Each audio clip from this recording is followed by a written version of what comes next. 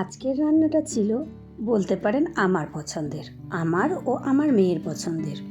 কর্তামশাইয়ের পছন্দ না, তবুও না খাওয়া নয়, কারণ মটন চিকেন হলে আলাদা ব্যাপার ছিল।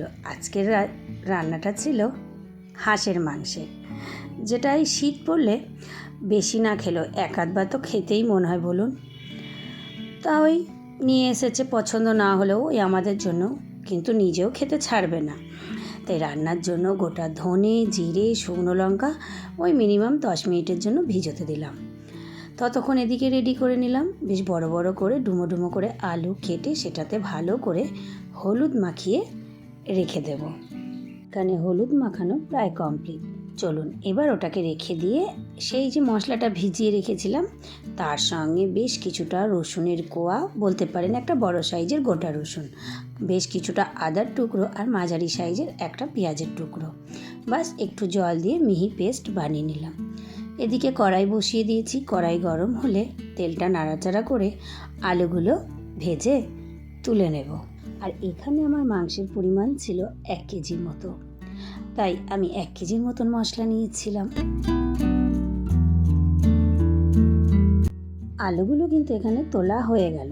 এবার যে তেলের পরিমাণটা অনেকটাই বেশি ছিল, আমি একটু কমিয়ে নিলাম, কারণ হাঁসের মাংসের যে চামড়াটা সেটাতে কিন্তু অনেক তেল থাকে, এর জন্য। এবার তেলে ফোড়ন দিলাম 2টো এলাচ, দারচিনি, লবঙ্গ আর 2টো তেজপাতা।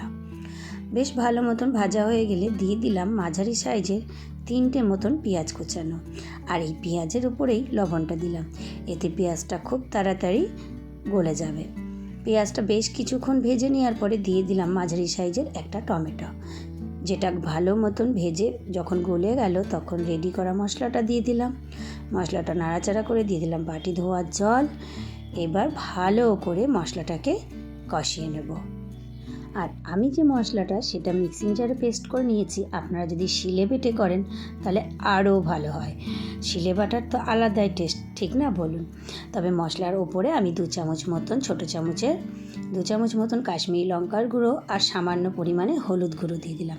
সামান্য বলতে 1 চামচ মতন, যতটা আর কি প্রয়োজন। দিয়ে মশলাটাকে ভালো করে কষিয়ে নিয়ে দিয়ে দিলাম মাংসটা। এরপর নাড়াচাড়া করে ওই আর কি ঢেকে দেব। তবে এতেও কিন্তু কম টাইম লাগে না, অনেকটা টাইম লাগে, ওই বলতে পারেন খাসির মতনই।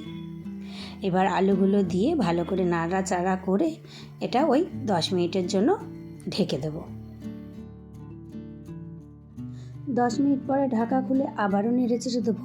আর এখন আমি গ্যাসের ফ্লেমটা একদম লো হিটে রেখেছি, যাতে মশলা পুড়ে না যায় আর মাংস লেগে না যায়। তো আবারও আমি নাড়াচাড়া করে এটাকে ওই 10 থেকে 15 মিনিটের জন্য একদম লো হিটে রেখে দেবো। 10 থেকে 15 মিনিট পরে আবার ঢাকা খুলে আমি এটাকে নাড়াচাড়া করে নিয়েছি। কত সুন্দর কালার এসছে বলুন তো। যাই হোক, এবার আবারও নাড়াচাড়া করে আমি এটাকে দিয়ে দিলাম এর উপরে জল। আর হ্যাঁ, জলটা কিন্তু আমি এখানে গরম জল দিলাম। আপনারা এখানে নর্মাল টেম্পারেচারের জল দিতে পারেন, তবে গরম জলটা দেওয়ায় আশা করছি একটু ভালো হবে। গরম জল দিয়ে আমি ঢেকে দিয়েছিলাম মিডিয়াম ফ্লেমে ওই 10 মিনিটের জন্য। 10 মিনিট পরে ঢাকা খুলে দেখছি আলু তো একদম সিদ্ধ হয়ে গেছে, আর মাংসও কিন্তু সিদ্ধ হয়েই গেছে। তবে যাই হোক, আমি আবারও ঢেকে দিয়েছিলাম 15 মিনিটের জন্য। 15 মিনিট পরে ঢাকা খুলে দেখাই যাচ্ছে কতটা তেলও ছেড়েছে এবং কালারও কতটা সুন্দর এসছে, দেখেই লোভ লাগছে। তো বাস, এখানে একদম রেডি। আরও 10 মিনিট আমি ওই 7 থেকে 10 মিনিট মতন হাই ফ্লেমে ফুটিয়ে নিয়ে এটাকে নামিয়ে দিলাম গরম গরম।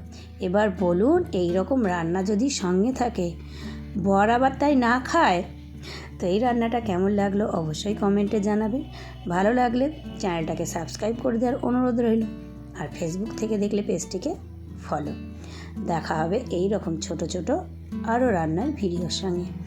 Bye bye.